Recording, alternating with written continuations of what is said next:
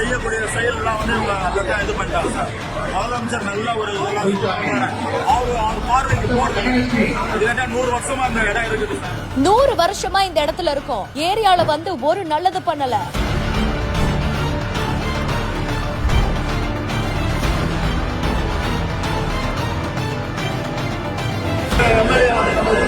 அவர் சொல்றாரு கவுன்சிலுக்கு மேல இருக்கணுமா இல்லையா இந்த ராயபுரம்